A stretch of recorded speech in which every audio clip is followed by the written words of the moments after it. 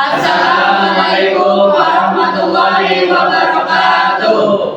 Oke, perkenalkan kami dari kelompok 1 yang ingin mewawancarai salah satu pengurus lab, di mana anggota kelompok 1 diantaranya ada yang pertama.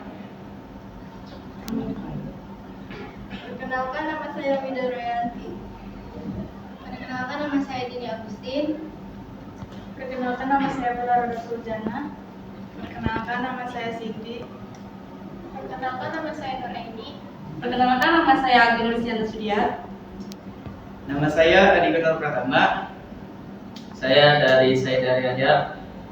Saya Adi Kurniasa. Saya Andi Setiadi. Dan yang kameramen bernama Mahesa. Oke, jadi langsung saja ya ke dalam wawancaranya. Ayo. Oke, jadi kali ini kita sudah berada di lab 1 ya, yang mana pengelolanya itu adalah Pak Asnang. Oke, ikuti kami. Assalamualaikum Pak. Waalaikumsalam, silakan. Ya, izin Pak, jadi kami dari kelompok 1 ada tugas nih Pak, wawancara. Oh, ya boleh. Pengelolaan lab. Kebetulan kan Bapak juga salah satu pengelola lab kan? Oh iya, Ya. Bapak di sini ditugaskan sebagai pengelola lab 1. Oh, Ya, jadi jurusan mohon PKJ. minta waktunya Pak. Boleh, silakan. Oke, please. Oke, jadi Pak, pertanyaan pertama Oke. yaitu tentang keamanan jaringan ya Pak. Oke. Jadi yang pertanyaan pertama itu dari bagian sumber daya manusianya Pak. Jadi yang itu pertanyaannya persyaratan akademik untuk menjadi pengelola itu persyaratannya apa aja Pak? Ya, persyaratannya yang pertama tentu harus S1 ya. Harus S1 karena di sini selain juga mengelola lab harus mengajar ya. Jadi yang kedua harus punya sertifikat ya di bidang networking gitu ya. Oke. Gitu aja mungkin. Kemudian apakah harus mempunyai sertifikat yang tadi Bapak sebutkan atau keahlian untuk menjadi seorang pengelola lab? Ya, tentu kalau sertifikat ya harus didukung ya karena tapi ketika dia sudah jurusan TKJ tentunya dia waktu kuliahnya punya banyak sertifikat waktu kuliahnya, jadi insya Allah gitu ya. Berarti harus mempunyai ya Pak? Ya harus punya juga. Berarti terus Ada bagian kedua dari pertanyaan soal teknologinya Pak.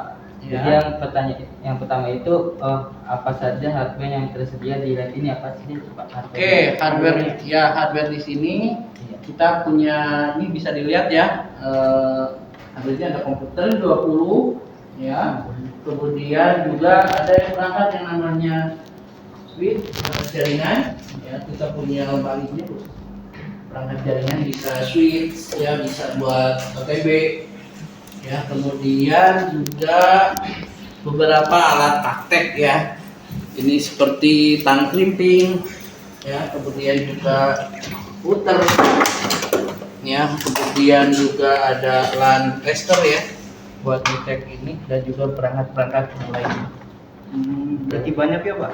Ya, kita untuk mendukung kegiatan belajar anak untuk praktik kan harus disiapkan gitu ya. Oke, kemudian apa saja sih, kan tadi hardware ya Pak, sekarang software yang ada di sini atau yang dipakai? Oke. Kalau perangkat softwarenya di sini kita semuanya memakai Windows 11. Ya, jadi sudah yang terbaru. Supaya anak bisa prakteknya nggak lemat ya. Jadi bisa diusahakan aplikasi apa aja yang mendukung, ada Microsoft Office ya, kemudian juga ada Cisco Packet Tracer, ada juga virtual machine VMware, dan juga Oracle VirtualBox gitu. Oh iya Pak. Ya. Terus apa lagi? Kemudian apa saja perangkat jaringan yang digunakan di lab ini? Oke, perangkat jaringan yang mungkin ada di lab ini saya akan tunjukkan aja ya. Ini namanya switch. Ini switch ya. Switch. Ya. Ini switch, jadi setiap komputer itu kabelnya semua terkoneksi ke sini. Ya, jadi untuk menyebarkan akses internet, akses jaringan ini dari perangkat switch ini. Kemudian untuk sebagai pengelola jaringannya tadi ada router yang biasanya dipasang di sini ada, ya. Cuma sekarang lagi dicabut saja. Kemudian di sini ada juga ODP ya buat optik, ya, untuk menyebarkan jaringan optik ada ya. Gitu. Terus apa lagi yang ditanyain? Sementara itu aja hardware perangkat jaringan ya. Iya Pak, kita itu sempat belajar topologi ya Pak. Oke. Jadi kami penasaran nih, apa sih topologi yang digunakan di lab ini? Oke, topologi yang digunakan adalah topologi star karena setiap komputer semuanya terhubung ke perangkat switch ini. Jadi semua yang 20 komputer ini terhubung ke satu konsentrator namanya switch. Ini jadi topologinya topologi star. Oh, siap. Terus kemudian media jaringan di sini menggunakan kabel wireless, kabel atau wireless Pak? Nah, kalau di sini kita memakai kabling ya karena supaya stabil ya. Jadi pakainya kabel ya. Kabelnya kabel UTP. Oh iya, Ya. di sini Pak. Ya, tapi ini UTP-nya Cat 6.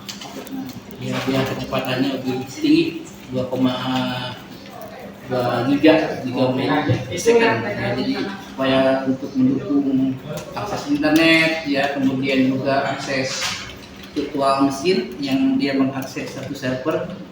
Jadi butuh kabel yang teknologi yang tinggi ya. Nah kan tadi sempat membahas tentang teknologi ya Pak. Kemudian ada juga di sini operasi prosedur. Nah, tata tertib apa sih yang ada di sini? Oke, kalau di sini tata tertibnya yang pertama ketika menggunakan lab itu harus menggunakan baju praktek, ya. Jadi guru yang bersangkutan yang mengajar ini sini harus membuat jadwal dulu penggunaan lab ya, karena tidak sembarangan menggunakan lab, ada jadwalnya. Yang kedua harus memakai baju praktek. Yang ketiga harus didampingi oleh instruktur.